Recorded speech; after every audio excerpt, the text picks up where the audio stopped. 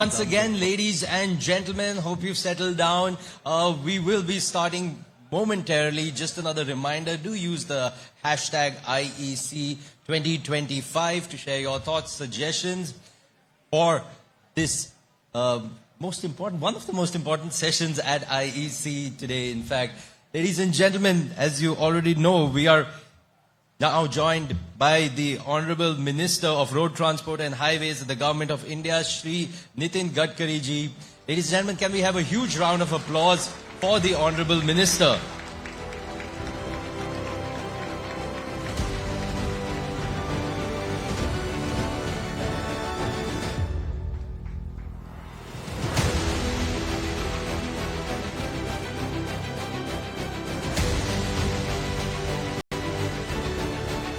We're indeed very grateful to the Honourable Minister to join us at the 11th edition of the India Economic Conclave.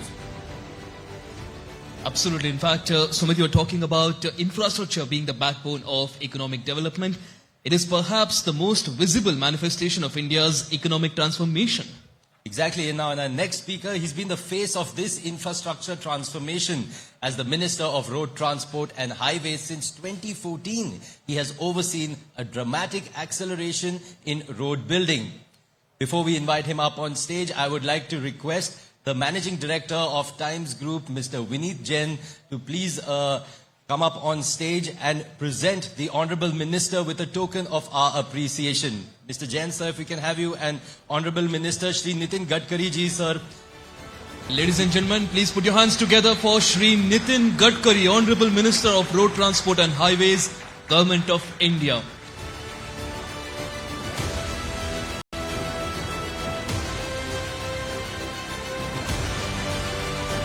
Let's keep the applause going. Mr. Gadkari has been the face of this infrastructure transformation in India that we were talking about. He's been the face of this transformation, as we call it. Thank you, sir. Minister, sir, request you to please take a seat. I'll request Aisha Faridi, the Executive Editor of ET Now and ET Now Swadesh, to join the Honourable Minister on stage for a discussion on infrastructure, backbone of India's economic boom.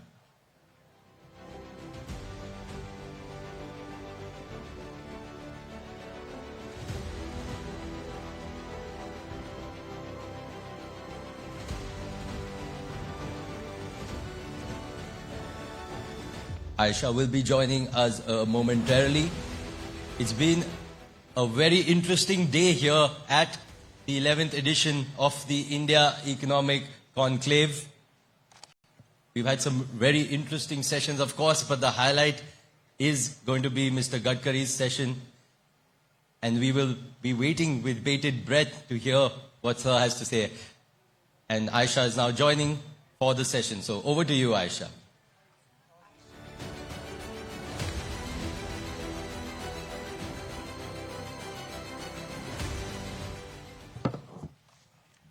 Good evening.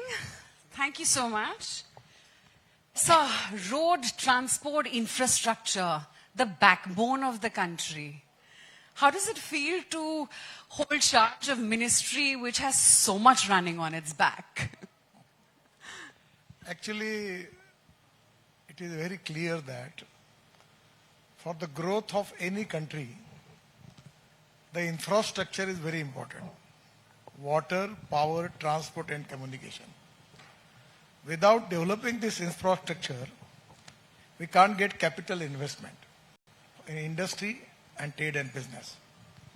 And without investment, we cannot create jobs. And without jobs, we cannot eradicate the poverty. So the 100%, our Prime Minister has given the highest priority for development of infrastructure in the country. And today, in my experience, we don't have any resources problem because the way in which we are monetizing the road and developing different type of models, BOT, hybrid annuity, InvIT, then TOT, there is no problem about resources because the traffic density is very high. So just like Delhi also, there are problems for air pollution, for traffic jam.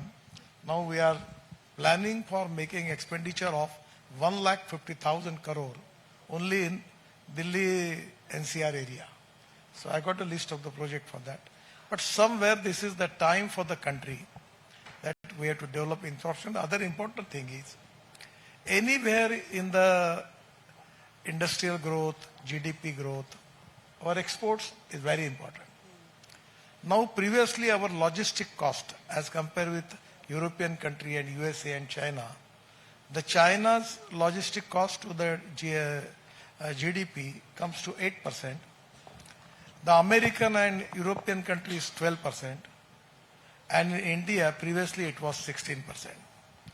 But the latest study from IIM Bangalore and IIT Kanpur and IIT Chennai, the report indicates that our logistic cost in the road is reduced by 6%. So now from 16 to 10, and the report was 3-4 months before. So today I am confident that this logistic cost is in single digit at 9%. So by reducing this cost, I feel that we are going to increase our export by 1.5%. And that is to be a great thing for the country. And 100%, it is going to create not only wealth, but it is going to create more jobs. And for agriculture development, the tourism is a sector where 49% of the expenditure, it is only for employment.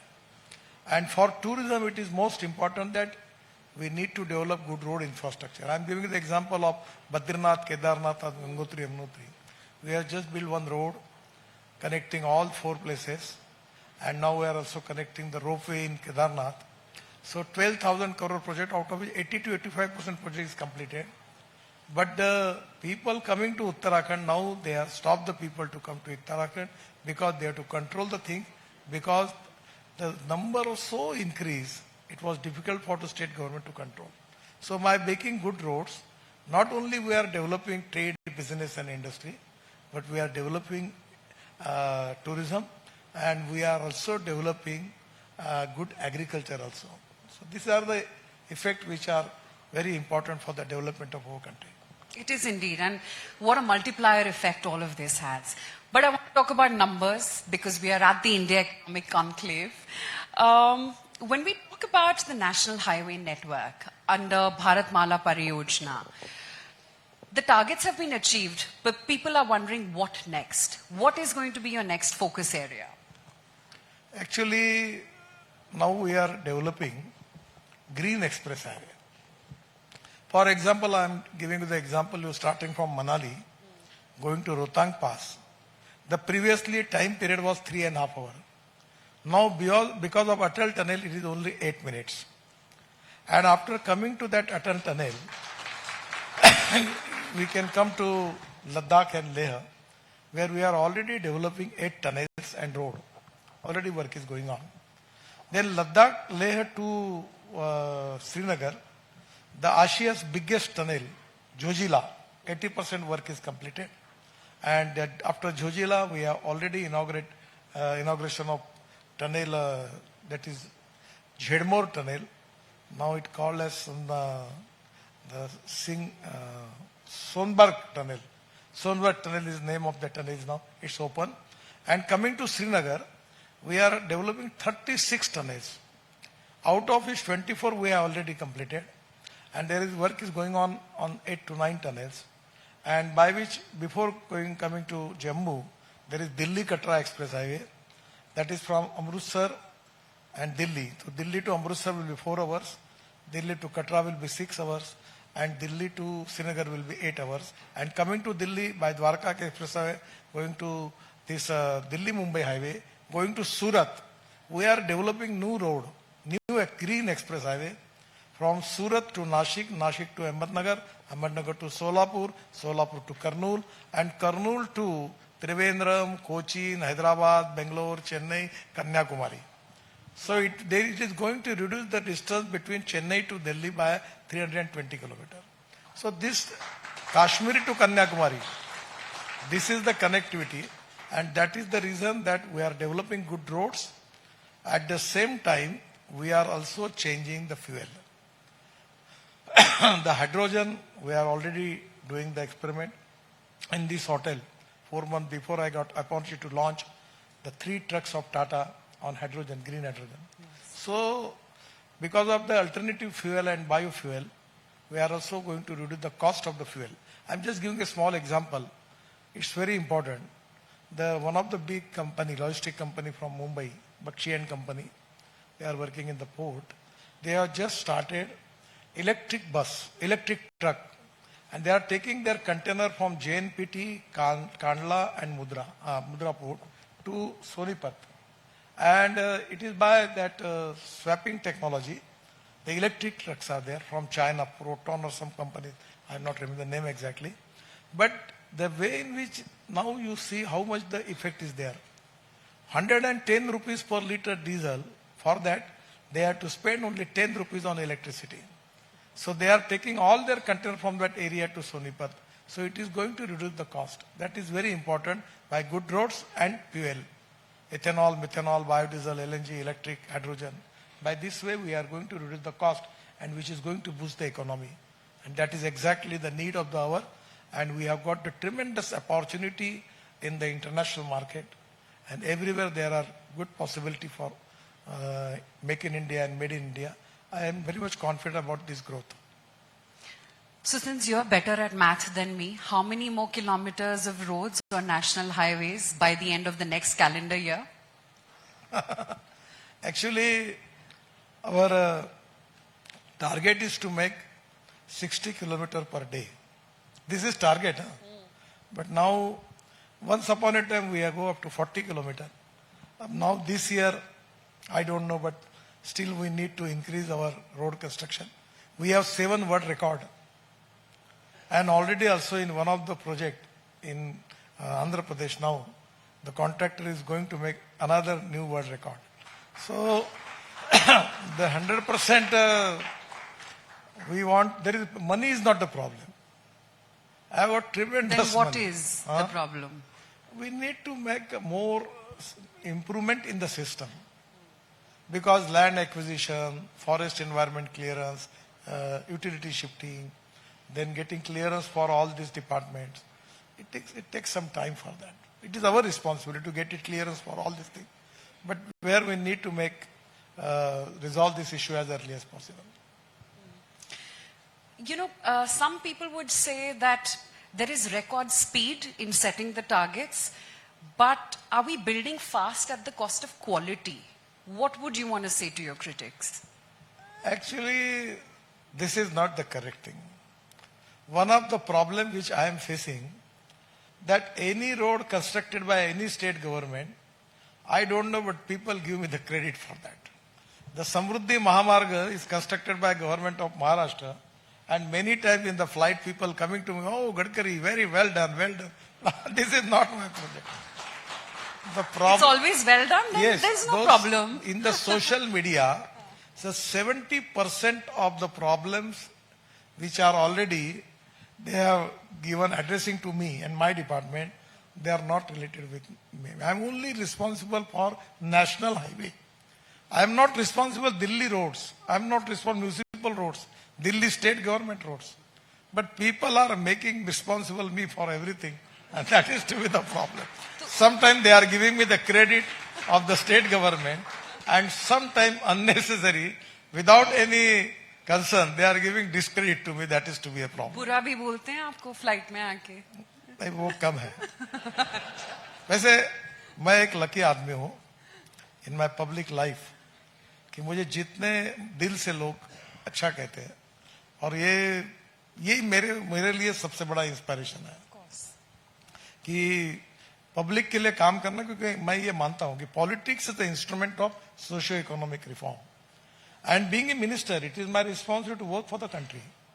And when I am working in Delhi, but now my problem is, in Gurgaon we have just made Dwarka Express Highway. Then UR2, then tunnel. The tunnel is there. Now we are connecting that tunnel to Vasant Vihar also. So everything, but still the traffic jam is there. So the capability of the Indian people to increase number of Cars. people, population, and car it is beyond my limit. I am not in position to control it. But you know, the question is, when a new road caves in, who do you blame? Do you blame the ministry or do you blame your local contractor who's built the road? No, I'm very much strict about the contractor.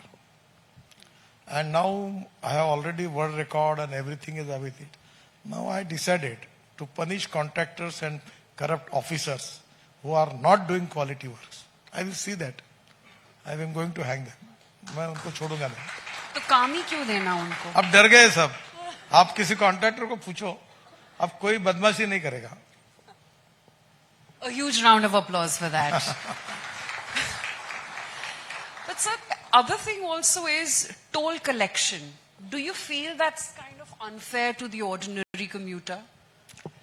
Now, already because of our new toll policy and the system, now we are offering the pass for 3,000 rupees, where they can get concession for 200 tolls.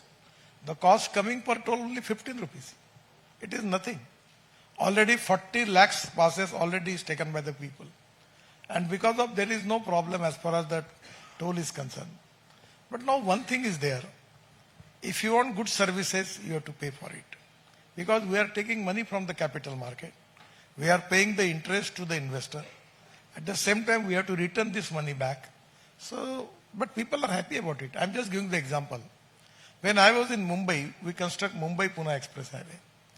At that time, Mumbai to Pune, the old days, you will please remember, that Mumbai to Pune, it takes 8 to 9 hours. And today it is in 2 hours. So in 2 hours, 7 hours time saving is there, fuel saving is there, and as comparison, particularly for the cost for the toll and saving for time and fuel, it is already saving is there. So somewhere when government is already taking lot of investment from the capital market, it is to be responsibility for the government to return it back. So even we are in capital market, I'm very much lucky that our rating is III. Actually NHAI is very, very economically having a good reputation. And when we launch our InvIT model in Mumbai Stock Exchange, the time period was 7 days. But first day in 7 hours, our bond issue was subscribed 7 times more. And now we have already taken a decision that we will not take money from the rich people, but we will involve the poor people, the small people, the lower middle class people, service class people, and we are offering them 8.05% interest per year. And every month, we will deposit interest on their name. And now in the first InvIT, the 100 rupees InvIT share cost is now coming to 140. So 100% they will get 16 to 18% return from investment in NHAI. So that is to be very, very, and 50% of now investment we will take from the small investors, the small people, and we will give them about to get 16% return. And that is to be a great thing. I feel that it is very important. I have appealed to the people that invest in NHAI bond. मतलब अच्छी road के लिए toll रहेगा? बिल्कुल रहेगा. मैं आप अभी नाराज मत हुई, पर एक प्रश्न मैंने पूछा था. ये होटल में मुझे बहुत बार यही प्रश्न पूछते हैं. तो मैंने पूछा, आपने इस होटल में इतना बड़ा तामझाम किया है, तो आपको पैसे तो देने पड़े होंगे. आपके पास ऑप्शन था, आप और मैं रामलीला मैदान पर बैठ जाते, 2 चेयर रखते, कैमरा फिट करते और फुकट में काम हो जाता. पर आपने अगर अच्छी जगह किया है तो यू टू पे द प्राइस फॉर इट. मैं अगर एक्सप्रेस हाईवे बना रहा हूँ दिल्ली से मुंबई 12 घंटे में, अभी 15 दिन के बाद दिल्ली से देहरादून 2 घंटे में, अब दिल्ली चेन्नई से बेंगलोर 2 घंटे में, मैसूर से बेंगलोर 3 घंटे लगते थे 45 मिनट में, ये मेरठ टू दिल्ली 3.5 घंटे लगते थे 45 मिनट में. तो लोगों को जब ट्रैफिक जाम से मुक्ति मिल रही है, प्रदूषण से मुक्ति मिल रही है, थोड़ी जाम से मुक्ति मिल रही है, तो कहीं ना कहीं तो थोड़ा पेमेंट भी तो करना होगा. नहीं, I only asked because आपने बोला capital abundant है, so I said then why the toll? नहीं, अब उसको भी हमने बहुत कम कर दिया. अभी लोग फील नहीं करते. देखिए अभी ये जो हमारी 3,000 रुपए में पास आई है 200, तो वो एकदम. दूसरी बात अभी हमने किया है कि आप जहां से जाओगे वहां नंबर प्लेट और फास्टैग दोनों इमेज खींचेगा और जहां से निकलोगे तो पहले आपको 2 टोल के बीच में अगर आप 20 किलोमीटर भी जाते तो 60 किलोमीटर का टोल देना पड़ता था। अब आपको जितना कैलकुलेशन होगा उतना ही टोल देना है, तो that is also the saving for the people. Sir, pizza company थी, जब उन्होंने इंडिया में लॉन्च करा तो अगर 30 मिनट से ज्यादा टाइम लगता था डिलीवरी में तो पिज्जा फ्री हो जाता था। अगर टोल नाके पे 5 मिनट से ज्यादा वेट करना पड़े तो क्या टोल फ्री होगा? आपने अच्छा प्रश्न पूछा। मैंने आज ही राज्यसभा में उत्तर दिया है कि 26 दिसंबर समाप्त होने के पहले टोल के ऊपर 0 टाइम लगेगा। आप 60 to 80 किलोमीटर स्पीड से जाकर निकल जाओगे, ना कोई आपको रोकेगा, ना कोई टोकेगा, ना गाड़ी रोकेगा। वो कैमरा फोटो निकाल लेगा, आपके बैंक अकाउंट से पैसे निकल जाएंगे। ओके। और दिसंबर के पहले टोटल 1000 टोल है, 300 प्राइवेट लोगों को दिए और 650 टोल जो है वो हमारे एनएचआई के हैं। हमने पहले 10 प्रोजेक्ट ऑलरेडी अवार्ड कर दिए हैं और मैंने कहा कि 1 साल के अंदर खत्म करो सबको, पूरी सिस्टम ये हम नई टेक्नोलॉजी के साथ जोड़ देंगे। तो मुझे लगता है कहीं रुकने की जरूरत ही नहीं। 0 टाइम। परफेक्ट। आप तो 5 minute, 1 second, 40 second, 30 second, no time. आप 80 किलोमीटर के स्पीड से निकल जाओगे। Great. Look forward to that. But sir, highway construction, that seems to have slowed this year. And please correct me if I'm wrong. थोड़ा slow हुआ है। पर क्यों? ऐसा हुआ कि ये जो भारतमाला प्रोजेक्ट था उसमें करीब 3000 करोड़ तक निर्णय करने की अधिकार हमारे डिपार्टमेंट में थे। और अभी क्या हुआ कि भारतमाला कैंसिल हो गया और 2011 में हमको 1000 करोड़ रुपए का अधिकार था। तो नेचुरली हमारे 90% प्रोजेक्ट जो होते हैं हमको हमारे डिपार्टमेंट में 2 कमिटियां है, फिर फाइनेंस की कमेटी है, उनकी 2 कमेटी है, फिर कैबिनेट में जाता है। तो प्रोसीजर अब बड़ा होने के कारण थोड़ा प्रोजेक्ट सब क्लियरेंस करते समय थोड़ा देरी होती है। अब ये 18% जीएसटी भी है उसमें, तो 1000 करोड़ में तो वो भी लग जाता। तो हमारा हर प्रोजेक्ट 3000, 4000, 5000, 6000, 8000 करोड़ के है। तो नेचुरली इसके कारण थोड़ा ये होता है। तो फंडिंग एंड क्लियरेंसेस बेसिकली। नहीं, सिस्टम में जो प्रोसीजर है तो वो सब जगह जाता है। फिर तो जहां जाता है तो वहां ज्ञान भी मिलता है। नई बात पूछी जाती है, बताई जाती है। जैसे कि लास्ट क्या नई बात पूछी गई? नहीं, बहुत कुछ। सरकारी लोग बात पूछने में माहिर होते हैं। हाँ। इसकी जरूरत है क्या? अच्छा। ये फ्लाईओवर नहीं बनाया तो चलेगा क्या? चलेगा। अनेक प्रश्न आते हैं। फाइनेंस वाले वगैरह उनका काम ही होता है तो पूछते रहते हैं। अभी मैं इस होटल के नीचे एक टनल बना रहा हूँ। नीचे होटल के बाजू अच्छा, से हाँ। ये जो ताल कटोरा स्टेडियम से गुड़गांव तक, अरे अभी निर्णय नहीं हुआ है, अध्ययन शुरू हुआ, उसका डीपीआर बना रहे, फिर तय करेंगे। 6 लेन एक तरफ, 6 लेन एक तरफ, और वो पूरा गुड़गांव के बाहर निकलेगा। तो ये जो रोड है, अभी मैं ही तंग आया हूँ। मैं दिल्ली को इतना ही जानता हूँ कि ये होटल के समोर से पहले मेरे को एक ही दिल्ली की जगह बहुत मुकदगत हो गई थी, 2 लाख वाह। रोज सुबह शाम जब आता था मैं फ्लाइट से तो यही रुकता था। तो पहले मैंने किया तो मुझे डिपार्टमेंट ने कहा कि ये एनएच नहीं है। तो मैंने बोला हम काम नहीं कर सकते। बोला अच्छा ठीक है। तो एनएच कहाँ है? वो ब्रिज है ना वहाँ 2 लाख वाह के आगे जाके, वहाँ ब्रिज उतर गया, खत्म होता है। तो बोला ये सिंपल काम है, इसको ताज पैलेस तक करा दो। मैंने बढ़ा दिया लेंथ, यहाँ तक लेके आया। अब उसके कारण धौला कुआं निकल गया। अब धौला कुआं का प्रॉब्लम इन लोगों को पूछो कितना था, अब सॉल्व हो गया। अब वो कोने पे पुलिस स्टेशन है, तो पुलिस स्टेशन में वो पुलिस वाले मुझे बोल रहे हैं कि हमको हमारी भी बिल्डिंग जा रही, वो भी बना दो, नई भी बिल्डिंग बना दो, क्वार्टर भी बना दो। अरे मतलब कोई गुनाह कर रहे हो क्या हम लोग? तो अभी चल रहे बात, अभी वो मिल जाएगी तो कॉर्नर जो है उधर का वो भी उड़ा देंगे। हम तैयार है उनका काम 20 करोड़ करने के लिए, तो वो भी वहां से थोड़ा ट्रैफिक जाम कम हो जाएगा। मुंबई में भी आप ऐसे कुछ कर सकते हैं है ना? मुंबई में 55 फ्लाईओवर्स मेरे समय बने हैं, वर्ली बांद्रा थोड़ा और। अभी मैं Mumbai Delhi express highway JNPT तक जा रहा है, और अभी वो नया हाईवे बनने के बाद ये जो वेस्टर्नली बाईपास है जो सायन से आता है ना पूरा माइन से, तो इसमें सीलिंग भी आगे बढ़ रहा है विरार तक, और हमारा भी मुंबई दिल्ली हाईवे जाएगा। तो थोड़ा सा इसमें होगा, पर देखो गलतियां होती है। मैंने नागपुर में अभी नीचे में रोड, ऊपर में फ्लाईओवर, ऊपर में मेट्रो, पहली बार एक ही पिलर पर। फिर ये बात देवेंद्र जी को भी मैंने बताई थी, पर ये प्रूवन बात नहीं थी। तो उन्होंने मुझे कहा कि अगर ये वेस्टर्नली बाईपास पर जो मेट्रो हो रही है, ये अगर हम करते तो शायद हमको और डबल लेन हो जाती थी। पर अब मैं पूना में 50,000 करोड़ के 4 फ्लाईओवर बना रहा हूँ, 50,000 करोड़ के।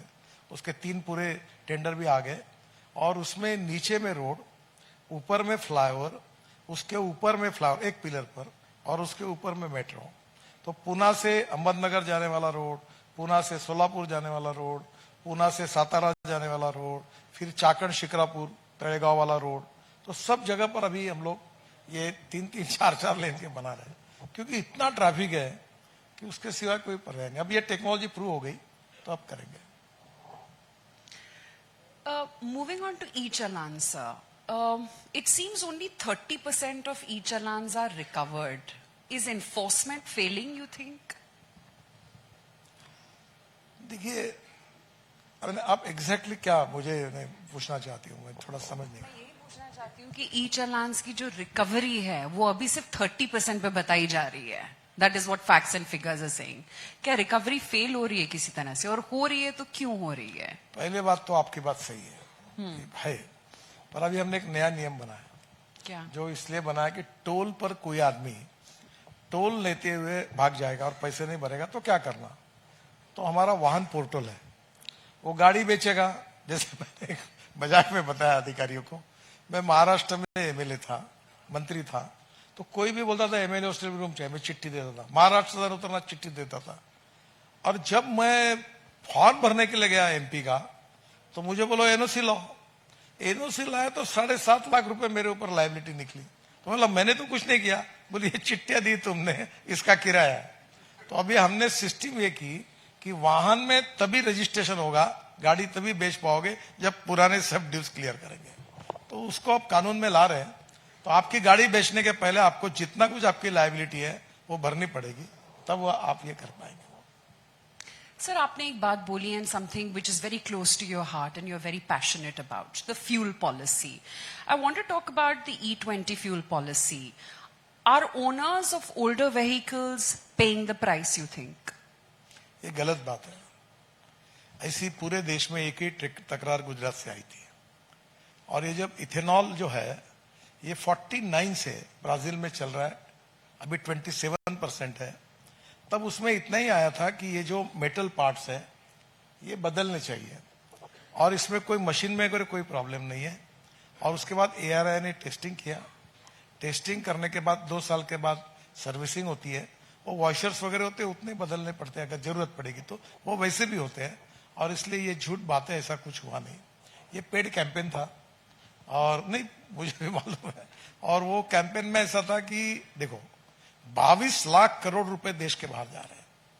ये प्रदूषण दिल्ली में फॉसिल फ्यूल का 40% उसके कारण है।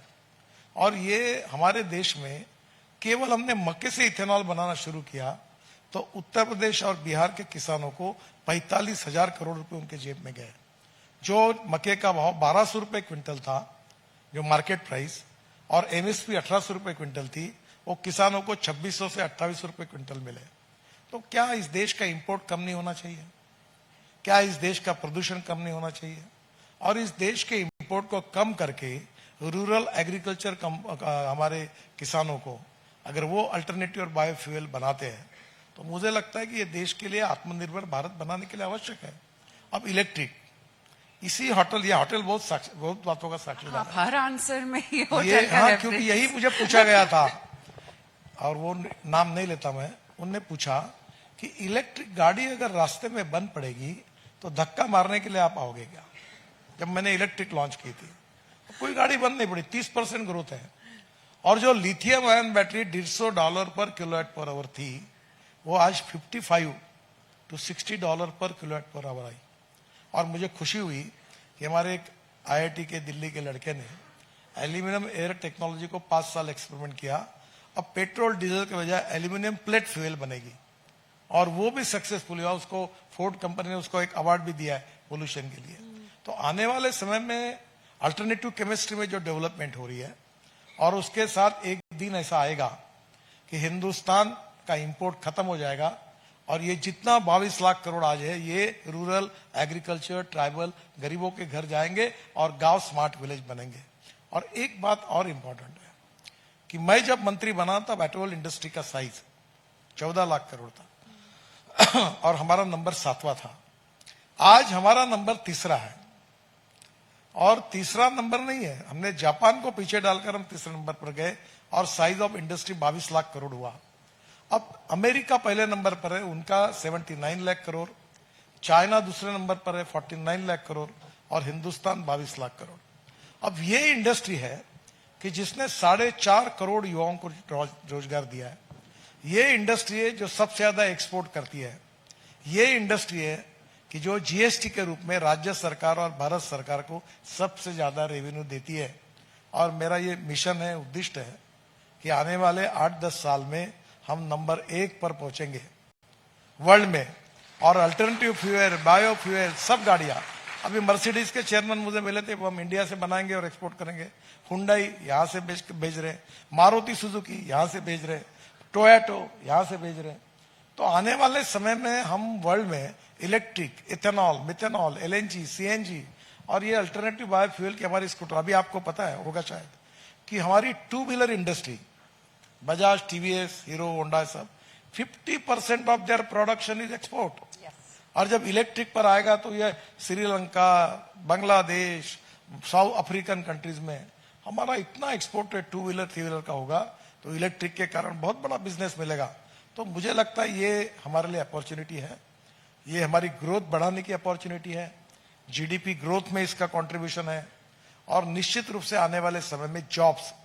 और इसलिए मैं अक्सर एक मानता हूं कि जो इन्वेस्टमेंट करता है वो केवल वेल्थ क्रिएटर नहीं है, वो एम्प्लॉयमेंट क्रिएटर है। To create more employment in the country, that is very important. और हम पॉपुलेशन बढ़ती जा रही है, तो बेरोजगारी को दूर करना होगा, तो इंडस्ट्री, ट्रेड, बिजनेस, एग्रीकल्चर में काफी रिफॉर्म करके बदलना होगा, एक्सपोर्ट बढ़ाना होगा, तभी रोजगार निर्माण होंगे, और रोजगार निर्माण होंगे तब गरीबी दूर होगी, और गरीबी दूर होगी तो हम $5 ट्रिलियन की इकोनॉमी बनेंगे और दुनिया की 3rd लार्जेस्ट इकोनॉमी बनेंगे। ये जो प्रधानमंत्री का सपना है वो पूरा होगा। But sir, for companies like a Tesla or a BYD coming to India, is the ultimate goal eventually that they make in India also? Purely because आपने domestic companies की बात करी जो export करें। चिंता मत करो, हम क्वालिटी में इतने बेस्ट हैं और प्राइस में इतने सस्ते हैं कि किसी की इच्छा रहे या न रहे उसको यही लेना पड़ेगा, क्योंकि वो बाहर से लाएगा। देखो हमारे इंजीनियर्स डूइंग एक्सीलेंट जॉब्स, हमारी क्वालिटी में कोई क्या मॉडल्स आए। मैं कभी कभी नाराज होता था, गोयनका जी बैठे हैं, इतने सुंदर मॉडल्स आए टाटा के, महिंद्रा के, लोग पसंद करने लगे। अब कंपटीशन है, रोज नए डिजाइन आ रहे हैं, रोज नए नए इनोवेशंस आ रहे हैं, और इसके कारण मुझे लगता है कि स्काई इज द लिमिट। हम लोग बिल्कुल आगे जाएंगे। रोड हम अच्छे बना रहे हैं, परचेसिंग पावर बढ़ रही, पर कैपिटा इनकम बढ़ रहा है, तो लोग गाड़ियां खरीद रहे हैं। अब प्रॉब्लम में पुरानी गाड़ियां रखना का। अभी मैं स्पेन में गया था, तो स्पेन में मैंने सब शहरों में देखा कि ये हाईवे के नीचे में 10-10, 12-12 हजार गाड़ियों की पार्किंग है। तो मैंने वहां से डेलीगेशन बुलाया था, और अभी वो स्पेन के इन्वेस्टर भी आए थे कि दिल्ली, मुंबई, कलकत्ता, चेन्नई, बेंगलोर में ये रोड के नीचे कोई पार्किंग हो सकते क्या, ऐसे इसको भी हम अध्ययन कर रहे हैं। आई विश मुंबई रोड्स पे इतनी जगह होती। But so coming back to my question, it's not a compulsion for new auto companies to come into India or global companies to come into India that they have to make in India also. Would that ever be the case? Compulsion तो नहीं कर सकते, पर लोग आ ही रहे ना, सबको आना ही पड़ेगा। वो तो आ ही रहे हैं। मुझे बताओ, इतना बड़ा डोमेस्टिक मार्केट कहां मिलेगा? और हिंदुस्तान में उनको आना ही है, और हम उनको वेलकम करेंगे। पर ये बात नहीं चलेगी कि चाइना में माल बनाएंगे और हिंदुस्तान में बेचेंगे। आप यहां हो, यहां तुम इन्वेस्टमेंट करो, हमारे लोगों को रोजगार दो, और यहां डेवलप करो, यहां से एक्सपोर्ट करो, हमें कोई प्रॉब्लम नहीं, हम सबको सहयोग करेंगे। सर, एक बात एथेनॉल पे, क्रिटिक्स से ethanol strains water and food supply, how would you counter that? देखिए, पहली बात तो आपको शायद याद होगा कि नहीं, मैं वाटर रिसोर्स मंत्री था, मैं आ रही हूँ उन क्वेश्चंस और दूसरी बात, मैं आऊंगी। मुझे 14 डॉक्टरेट मिली है, डीलिट मिली है। उसमें से 7 डॉक्टरेट मुझे एग्रीकल्चर साइंस में मिली है। और मैं वाटर कंजर्वेशन में काम करता हूँ। मैं एक्चुअली रोड में काम ही नहीं करता, मैं मेजोरिटी एग्रीकल्चर में काम करता हूँ। अब मैं आपको बताना चाहता हूँ कि इस देश में पानी की कमी नहीं है, पानी के नियोजन की कमी है। मैंने 47 प्रोजेक्ट्स तैयार करके रखे हैं जो taking water from one region to another region. और आपको एक सिंपल उदाहरण, मैंने उस समय ये आंध्र प्रदेश में एक पोलावरम करके डैम को मंजूरी दी 60,000 करोड़ का। अब पोलावरम डैम का क्या है कि वहां का पानी डायरेक्ट निकलकर समुद्र में जा रहा है, 1300 टीएमसी, और हम पानी के लिए झगड़ा कर रहे हैं। और वो पानी की हमने 2 योजना बनाई थी कि ये गोदावरी का जो एक्सेस वाटर है जो समुद्र में जा रहा है, ये एक्सेट और गोदावरी का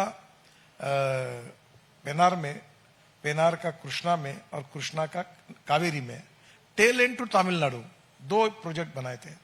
मैं आपको बताता हूं, तमिलनाडु और कर्नाटक को झगड़ा करने की जरूरत ही नहीं। अभी हमारे आज मंत्री है केंद्र में, वो कर्नाटक के मुख्यमंत्री थे, उनको और तमिलनाडु के दोनों को मैंने बिठाया, दोनों को मैंने समझाया कि तुमको जितना पानी चाहिए उतना अवेलेबल है, तुम झगड़ा क्यों करते हो। ये हरियाणा, पंजाब और दिल्ली झगड़ा कर रहे पानी के लिए। जब हमें स्वाधीनता मिली तो 6 नदियां जो थी भारत की, 3 नदियां भारत को मिली, 3 पाकिस्तान को मिली। वो 3 नदियों का पानी हमारे अधिकार का है और वो पानी हम पाकिस्तान को दे रहे हैं। तो मैंने निर्णय किया वो पानी खत्म, बंद करो, हम लेंगे। केवल एक इंदिरा जो कैनाल है उसको हमने कॉन्क्रीटिंग किया। ये बादल साहब का गांव है, उधर पूरा पानी बांध जो तक फूट गए थे सब। केवल वो कंक्रीट का बनाने से 60 डिस्ट्रिक्ट को पानी मिला। अब बिहार में कितना बाढ़ आ रहा है, कितना ब्रह्मपुत्रा में कितना, हर साल बाढ़ के कारण हमारा कितना नुकसान होता है, मेरे अंदाज से 3.5 लाख करोड़ का हो रहा है। और अभी तो इरिगेशन में ड्रिप इरिगेशन आया है, और अभी तो एआई लगा है हमारे यहाँ। अमेरिकन सैटेलाइट फोटो निकलता है मेरे खेती पे, माइक्रोसॉफ्ट गूगल मदद करती है, वो देखते हैं तो 50% पानी कम हो गया। अब आने वाले समय में उत्पादन 50% बढ़ा और खर्चा इंसेक्टिसाइड फर्टिलाइजर का भी खर्चा कम हुआ। और पानी में तो अब इतने बड़े प्रमाण पर पानी अवेलेबल है, हम ड्रिप में जा रहे हैं। तो ये जो देखो, मैं आपको आप नाराज मत हुई है, ये जो दिल्ली में बैठे हुए जो अर्बन सेंट्रिक लोग हैं, ये ऐसी बातें छोड़ देते हैं। और ये गांव गरीब मजदूर किसान बेचारा, उसका आवाज कहाँ आता है, हमारा लोग कोई तो आ नहीं पाता आपके यहाँ। और ये बोलते हैं पानी, अरे ये पहले मुझे बताओ कि बाढ़ के कारण पूरा बिहार, उड़ीसा, बंगाल पानी में डूब जाता है, उसको आप बाढ़ कम करने के लिए वो पानी को डाइवर्ट किया तो बिगड़ा क्या, वो पानी है। और दूसरी बात सिंपल, जिसके लिए मुझे 7 डिलीट मिली, इसलिए विश्वास रखो, दौड़ने वाले पानी को चलने के लिए लगाओ, चलने वाले पानी को रुकने के लिए लगाओ, और रुके हुए पानी को जमीन को पीने के लिए लगाओ। गांव का पानी गांव में, खेत का पानी खेत में, घर का पानी घर में। मैंने 1000 तालाब बनाए हमारे पंजाब और महाराष्ट्र में बनाए, एग्रीकल्चर यूनिवर्सिटी में 37 तालाब बनाए। 300 एकड़ इरिगेशन था, अब 3500 एकड़ हुआ। कितने अजिंठा टू बुल्डाना पूरे नदी नालों का खोलीकरण किया, नए नए फुकट में तालाब बना दिए। खुद एनएचए के तरफ से हम इतने राज्यों में फुकट में बना रहे, क्योंकि रोड बनाने के लिए एग्रीगेट लगता है। तो मैं कहता हूं तुम किसान हो, परमिशन दो, मैं तुम्हारी मिट्टी खोदता हूं, रोड में डालता हूं और तुमको तालाब बना देता हूं फुकट में। ऐसे हजारों तालाब बनाए।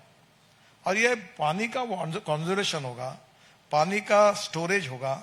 जैसे आप कोई नौकरी करने वाला व्यक्ति ने हर महीने पैसे डिपॉजिट करता है बैंक में और रिटायर होने का उसको अमाउंट मिलती है, तो हमने पानी का कंजर्वेशन करना चाहिए। घर का पानी घर में, खेत का पानी खेत में। अगर यही हमने किया तो मुझे लगता है कि पानी की कोई कमी नहीं है और बिल्कुल इस बात में कोई तथ्य नहीं है।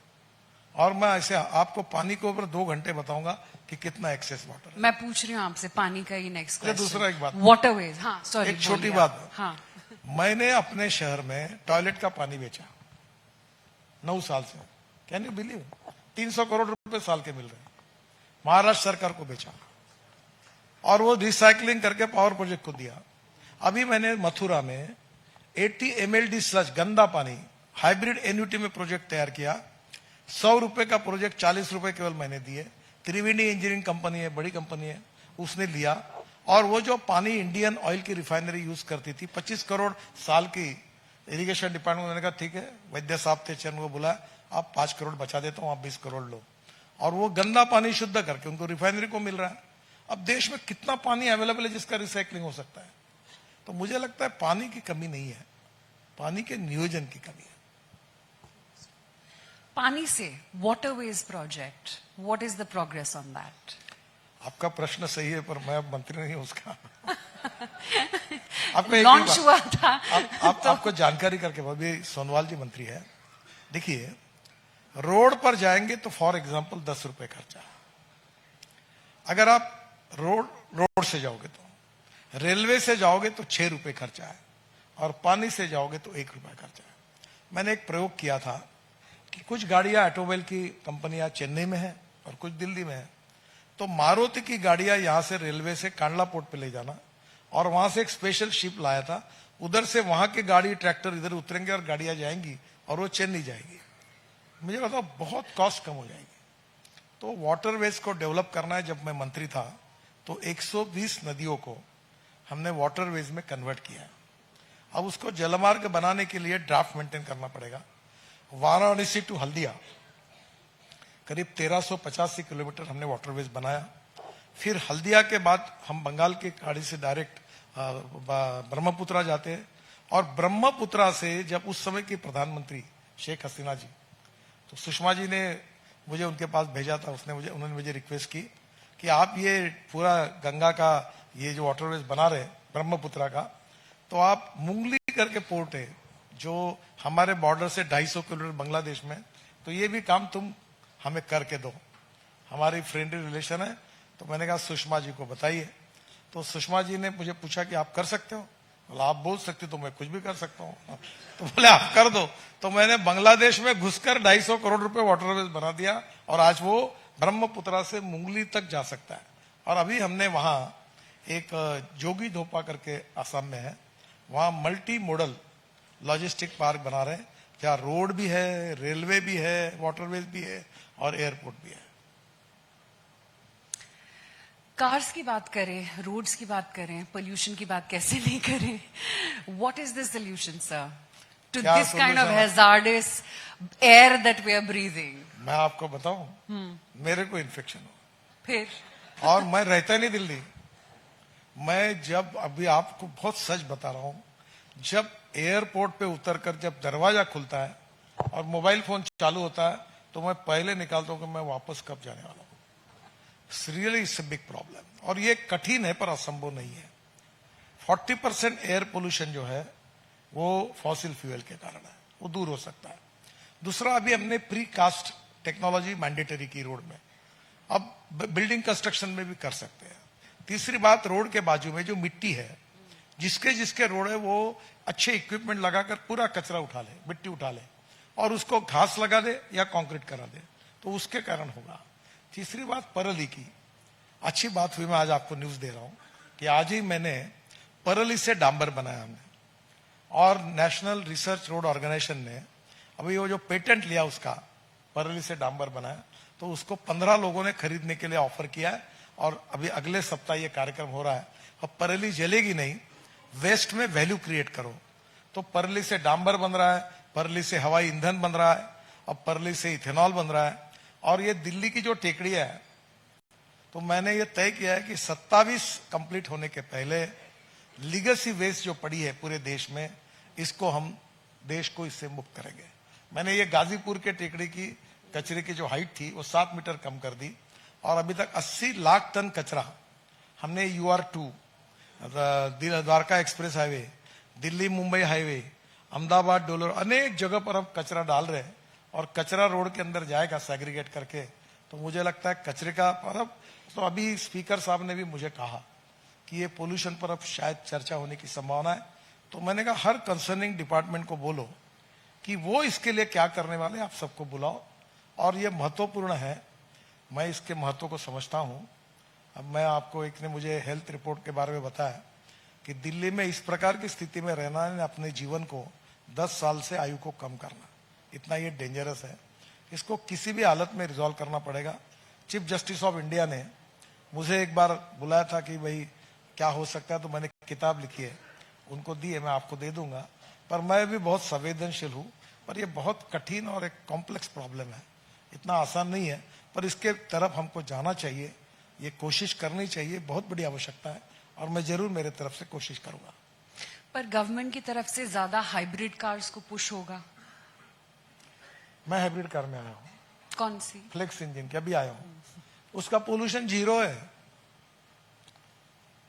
उसका 100% इथेनॉल और चलते चलते 60% बिजली तैयार करती है, और उसका पेट्रोल के एवरेज में अगर तुलना करेंगे तो पेट्रोल का भाव 25 रुपए लीटर है। मैं 1.5 साल से 2 साल से यूज कर रहा हूं, कोई तकलीफ नहीं। नागपुर में भी यही फ्लेक्स इंजन की कार, अब Tata, Mahindra, Hyundai, Toyota, Suzuki सबका इंजन तैयार है। अब केवल वो हमारे जो कुछ नॉर्म्स है वो डिक्लेयर हो जाएंगे तो आएगी। अभी आपको बताता हूं, मैंने 6 महीने पहले बजाज की मोटरसाइकिल लॉन्च की, तो राजू बजाज जी ने मुझे बताया कि जो मोटरसाइकिल पेट्रोल पे चलती है उसका पर किलोमीटर खर्चा 2 रुपए 40 पैसे है, और जो सीएनजी पर चलती है उसका खर्चा 1 रुपया है। तो ये आप बताइए कि सीएनजी, इथेनॉल, ये कॉस्ट इफेक्टिव है, ये पैसे बचाने वाली बात है, पोल्यूशन को समाप्त करने वाली बात है, गांव, गरीब, मजदूर, किसान का कल्याण करने वाली बात है, और देश के इकोनॉमी में इतना इंपोर्ट होता है, ये भी हम कम करेंगे। तो ये फ्लेक्स हो। दूसरी बात और एक बताता हूँ, लोग मुझे पूछते तुम बोलते हाइड्रोजन पे जाओ, इथेनॉल पे जाओ, इलेक्ट्रिक पे जाओ, ये सब होगा तो क्या होगा? अब मुझे इसका सही उत्तर नहीं मैंने देना चाहिए, पर आप देता हूं। इतनी पटक पटक के हमने मेहनत करने के बाद भी 22 लाख करोड़ का इंपोर्ट बढ़ते जा रहा है। इसका मतलब ये इतना बड़ा इशू है कि हम पूरी ताकत लगाएंगे, सब बैटरियां डेवलप करेंगे, ethanol, CNG, LNG, methanol, hydrogen, अभी सब करेंगे, तो भी ये इंपोर्ट कम करना इट्स अ बिग चैलेंज। और इसलिए मुझे लगता है कि जिसको जिसमें कंफर्टेबल है जाओ, आप सिलेक्ट करो। अभी Assam petroleum 800 tonne per day methanol बनाता है। अब अशोक लेलैंड ने बसेस, मैंने बंगलोर में लॉन्च की थी, कि वो जो बसेस थी वो 15% मिथेनॉल डीजल में डालकर चली। अब मिथेनॉल 100% मिथेनॉल की बस चल सकती है। तो मैंने आसाम के मुख्यमंत्री को कहा कि तुम्हारे नॉर्थ ईस्ट और स्टेट में मिथेनॉल के ट्रक और बसेस तुम चलाओ, पर ये दिल्ली में चलाना मुश्किल है क्योंकि यहाँ मिथेनॉल नहीं। तो यहाँ परली से इथेनॉल बनेगा। कहीं अभी 400 प्रोजेक्ट है जो परली से सीएनजी बना रहे हैं। और आपको ताज्जुब होगा, हमारा इंडियन ऑयल का फ्लैगशिप प्रोजेक्ट पानीपत में शुरू हुआ है, जो परली से 1 lakh litre ethanol per day, 78,000 tonne per year sustainable aviation fuel बनाएगा, ने हमारे देश का हवाई ईंधन भी बनेगा, और 150 टन बायो बिटुमिन। इंपोर्ट करना पड़ता है बिटुमिन, हवाई ईंधन हम इंपोर्ट कर रहे हैं। तो ये तो हमारी इकोनॉमी इससे डेवलप होगी। इसको सबको करने दो, जिसको जो चॉइस है वो करने दो, स्काई इज द लिमिट, इसमें कोई प्रॉब्लम नहीं। पर सर, आपने इंपोर्ट की बात करी, तो that is the bone of contention it seems for the tariff troubles also with the US. By when can we have a resolution? देखिए, किसी भी सशक्त इकोनॉमी के लिए स्वदेशी स्वावलंबन 2 चीजें इंपॉर्टेंट है। Make in India, made in India important है। और हमारे देश में मैं अक्सर एक बात बताता हूं कि देश के लिए, एक मुझे याद है मैं जब स्टूडेंट लीडर था तो मैं कहता था कि ये इंजीनियर जो है ये यहां पढ़ता है, इतना पैसा डॉक्टर पे खर्चा, और जा रहा अमेरिका में, ये जा रहा यूके में, हमारे देश में हम पैसा खर्चा करते गरीब क्यों जा रहा? अब मेरी सोच बदल गई, मैं बोलता और जाओ, डॉलर में कमाई करो और पैसा इधर भेजो क्योंकि अब देश में देश का एक्सपोर्ट बढ़ाना, देश के लिए वहां से वो डॉलर लगा कर यहां लाना, यही तो बड़ी देशभक्ति है। तो इसलिए मुझे लगता है कि सशक्त इकोनॉमी बनाने के लिए, इंडस्ट्रियल, ट्रेड, बिजनेस में ग्रोथ बढ़ाने के लिए अब तो टेक्नोलॉजी का अपग्रेडेशन करना पड़ेगा। और इसलिए एक मंत्र मैं अक्सर याद रखता हूं कि innovation, entrepreneurship, science, technology, research, skilled and successful practices, we name it as knowledge, and conversion of knowledge into wealth is the future. इसको हमने आत्मसात करना चाहिए। और दूसरी बात, no material is waste and no person is waste. It is depending upon the appropriate leadership और appropriate technology that you can convert waste into wealth. तो मुझे लगता है ये दोनों फिलॉसफी का उपयोग करके ये क्लैरिटी चाहिए हमको, हमने इधर उधर कंफ्यूज होने की जरूरत नहीं है। साहब सुबह उठ के डोनाल्ड ट्रम्प के ट्वीट्स देखते हैं सबसे पहले? नहीं, मैं नहीं देखता। मैं अपना समय खराब नहीं करता। मुझे आपने इतना काम करने का मौका दिया, मैं अपने काम में रहता हूँ, फालतू बातें में ध्यान नहीं देता। Okay. One more thing. 5 years from now, what can the Indian traveler on the national highways that you've built expect on the Indian मैं roads? पब्लिक ट्रांसपोर्ट को इंप्रूव कर रहा हूँ, और पहला अभी हमने प्रोजेक्ट लिया है, पायलट प्रोजेक्ट। टाटा का जॉइंट वेंचर करा दिया मैंने फॉरेन कंपनी से, वो बस बना रहे कौन हैं। सी? हाँ, कौन सी? तो जो है ये फ्लैश चार्जिंग बस, इसकी टेक्नोलॉजी है सीमेंस और हिटाची की, और बस 135 सीटर है, एयर कंडीशन है, उसमें एग्जीक्यूटिव चेयर्स है, और बस में एयर होस्टेज जैसी बस होस्टेज है, और बस में सामने टीवी लगा हुआ है, और बस का किराया डीजल बस की तुलना में 30% कम है। और ये पब्लिक ट्रांसपोर्ट नेशनल हाईवे पर दिल्ली से जयपुर, देखिए इसका मेन उद्देश्य है कि कोई अपनी गाड़ी ना निकाले, वो लैपटॉप पर बैठकर एग्जीक्यूटिव चेयर सोते हुए दिल्ली से जयपुर जाए तो गाड़ी निकालेगा नहीं।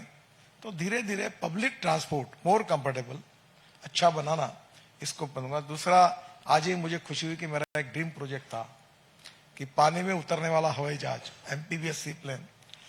तो आज ही जो ओनर थे वो मुझे बता के गए कि मेरे मित्र है वो, कि 1 जनवरी से हम वो चालू कर रहे हैं। तो अब कल जाके ड्रोन भी तैयार होंगे, ऐसे लोग एयरपोर्ट से उड़ेंगे, इस होटल के ऊपर उतर जाएंगे, नीचे आएंगे। अब वो दिन दूर नहीं है। देखो, टेक्नोलॉजी लगातार बदल रही है, और आने वाले समय में ट्रांसपोर्ट में रिवोल्यूशन करना। अभी मैं हवा में चलने वाली डबल डेकर बस, वो कोशिश कर रहा हूं। मैं 260 रोप वे, केबल कार, फेनिकुलर रेलवे बना। और आपको सबसे अच्छी बात बताता हूं कि केदारनाथ का रोपवे जो बना रहे हैं, उसका खर्चा है 5,000 करोड़। खर्चा कर रहा है इन्वेस्टर, हमने उसको अवार्ड दिया, और वो प्रोजेक्ट दिया, इसलिए उनको 800 करोड़ रुपए साल की रॉयल्टी दे रहा है, फुकट में। खर्चा हमारा 1 रुपया नहीं। तो मैं 260 रोप वे, केबल कार, फेनिकुलर रेलवे, अभी ये धोला कुआ टू मानेसर हवा में चलने वाली, उसका भी चल रहा है। तो उसका टोल नहीं होगा ना केदारनाथ? टिकट होगा ना? होगा टिकट। हाँ। सब तो आपने बोला फुकट में हुआ। नहीं, देखो, फुकट की आदत खराब है। मैं आपको तो मैं एग्रीकल्चर के सेमिनार लेता हूं तो 250 रुपए फी रखता हूं, 600 किसान है। मैंने कहा ये फुकट वाले लोग नहीं चाहिए। हम भाषण देते हैं ना पब्लिक मीटिंग में, कोई खाता है, कोई चला जाता है, तो वो चलता है उधर। बोला नहीं, जिसको आना है, हाँ लगे तो आप 50 रुपए दो फी। सीरियस होते लोग, ये फुकट में नहीं देना चाहिए, रीजनेबल का। अभी 30% डीजल बस की तुलना में टिकट रेट कम करके इतने कंफर्ट देना, क्या ये बड़ी बात नहीं है? तो मुझे लगता है लोग भी तैयार है उसके लिए। What would be the fuel of the future, if I were to ask you that question? Hydrogen. Hydrogen. मेरे पास हाइड्रोजन की गाड़ी है, गाड़ी टोयोटा की है, और वो जापानी वर्ड है मिराई, उसका नाम है मिराई। Mirai means future. और हाइड्रोजन 4 प्रकार के हैं। एक हाइड्रोजन है कोयले से बनता है, वो ब्लैक हाइड्रोजन। जो पेट्रोलियम का बाय प्रोडक्ट है वो ब्राउन हाइड्रोजन। और जो पानी और एग्रो वेस्ट, ये म्यूनिसिपल ऑर्गेनिक वेस्ट या बायोमास से बनेगा और पानी से बनेगा, वो ग्रीन हाइड्रोजन। प्रॉब्लम यह है कि इलेक्ट्रोलाइजर से जब हाइड्रोजन बनाएंगे तो 50 यूनिट बिजली लगती है। अगर वो सोलर पे होगी तो 150 रुपए की तो बिजली लगेगी। मेरा टारगेट है, मिशन है, मैं उसके लिए काम कर रहा हूं कि $1 पर केजी हाइड्रोजन बने। तो मैं By when? $1 By when? कोशिश कर रहा हूं। ये सपना है। अब मैंने जितने सपने दिखाए उतने पूरे किए, मेरा ट्रैक रिकॉर्ड है, इसलिए मैं कमिटमेंट नहीं करूंगा। पर ये म्यूनिसिपल वेस्ट को सेग्रीगेट करके, ग्लास, मेटल, प्लास्टिक को रिसाइकल करके, ऑर्गेनिक वेस्ट को बायोडाइजेस्टर में डालकर उससे मीथेन निकालकर, मीथेन से हाइड्रोजन मिल सकता है। तो ये अभी बहुत इसके ऊपर काम हो रहा है। और हाइड्रोजन फिर फार्मास्यूटिकल इंडस्ट्री में, रेलवे में, हवाई जहाज में, स्टील सेक्टर में और ट्रक ट्रांसपोर्ट में, सब में हाइड्रोजन आएगा। अब हाइड्रोजन की बसेस आई है, हाइड्रोजन की ट्रक हमने लॉन्च की है। अब 10 रूट हिंदुस्तान के, जिसके ऊपर Tata, Volvo, Ashok Leyland, Indian oil, बाद में HPCL और सबको लेकर हमने पायलट प्रोजेक्ट पहला शुरू किया 10 रोड पर देश के, कि जिसमें ये बस है वो जो आई है ना अभी, ये इलेक्ट्रिक बस जो है ये, हाँ, तो ये बहुत सुंदर है, 135 सीटर है। तो हम हाइड्रोजन के ट्रक भी अभी आ जाएंगे, हाइड्रोजन के बसेस भी आएगी, और hydrogen is the fuel for the future. और इलेक्ट्रिक में भी तो हमारे पास बहुत कुछ है। Just out of curiosity, how many cars do you have? How many? Cars do you have? मेरे पास कोई कार नहीं। अभी तो आपने बोला हाइड्रोजन की टोयोटा कार। नहीं, कार जो है ये पायलट प्रोजेक्ट में क्या है कि मैं फॉसिल फ्यूल के खिलाफ कैंपेन करता हूँ। अब एक दिन मैं जब मेरे यहाँ बोल रहा था कि पानी से हाइड्रोजन निकलेगा, गाड़ी चलेगी, तो हमारे घर में मेरी पत्नी कभी राजनीति में बोलती नहीं, तो उसने मुझे पूछा कि तुम बोल रहे हो पानी से हाइड्रोजन बनेगा और कार चलेगी, जब मेरा ही विश्वास नहीं बैठता तो लोगों का क्या विश्वास आपके ऊपर बैठता। तो मुझे तब बड़ा आश्चर्य लगा कि अपने में और लोगों में अंतर है। तो मैंने विक्रम किर्लोस्कर, बेचारे उनका देहांत हो गया, उसको फोन किया और मैंने कहा विक्रम मुझे हाइड्रोजन गाड़ी चाहिए। बोलेगा इट्स वेरी डिफिकल्ट। बोला आई डोंट नो डिफिकल्ट, हमें चाहिए। तो वो बोले मैं देखता हूँ। फिर उसकी गाड़ी लाई, फिर उसमें हाइड्रोजन भरना। तो गाजियाबाद में नहीं, फरीदाबाद में इंडियन ऑयल की लेबोरेटरी है, वहां राम कुमार करके थे, वहां एक हाइड्रोजन फिलिंग स्टेशन तैयार किया। तो अमेरिका से उसका स्टेशन है, वही 1 साल नहीं आया, वो मुश्किल से आया। अब वो 300 बार की 700 बार। अब मेरी गाड़ी का प्रॉब्लम यह है कि वो गाड़ी में मैं घुमाता हूं तो गाड़ी में हाइड्रोजन भरने के लिए जगह नहीं, तो मैं यहां से फिर गाड़ी वहां ले जाता हूं और हाइड्रोजन भर के ट्रक में लेकर मेरे आता हूं। अब मैं इसको आज पार्लियामेंट में सुबह गया था, तो मैं इसके लिए कि मैं लोगों को यह कहना चाहता हूं कि पेट्रोल, डीजल, फॉसिल फ्यूल का उपयोग मत करो। अल्टरनेटिव फ्यूल, बायोफ्यूल में जो पोल्यूशन फ्री है, इंडिजिनियस है, कोई भी टेक्नोलॉजी है, कोई चिंता मत करो, कॉस्ट इफेक्टिव है, पोल्यूशन फ्री है, इंडिजिनियस है, वही उसका उपयोग करो। तो ये कैंपेन करने के लिए मैं यूज करता हूँ। Lastly, we're in Delhi, and what better food than what you get in Delhi? I know your favorite is vada pav, and nothing can beat Maharashtrian food. आपको पता है कि दिल्ली में अगर अच्छा वड़ा पाव करना है तो दिल्ली का पाव काम का नहीं, पाव मुंबई से लाना पड़ता है। Exactly. तो दिल्ली में आप क्या खा रहे हैं? देखो, दिल्ली में केवल आलू पराठा और पनीर के बिना कुछ मिलता नहीं। खाने की जन्नत कोई है तो आमची Mumbai. Absolutely. Okay. On that note, thank you so much for your time today. Thank sir. you. Pleasure speaking with you. और मुंबई का भी स्ट्रीट फूड, Of course. उसके एड्रेसेस मैं दे Of दूंगा। course. Thank you. Ladies and gentlemen, round of applause for the Honorable Minister Shri Nitin Gadkari ji for a very interesting, insightful, heartfelt session. Thank you so much, sir, for coming and for gracing the 11th edition of Times Network's India Economic Conclave. Let's keep that applause going. He's given really great insights on a whole range of topics today to us.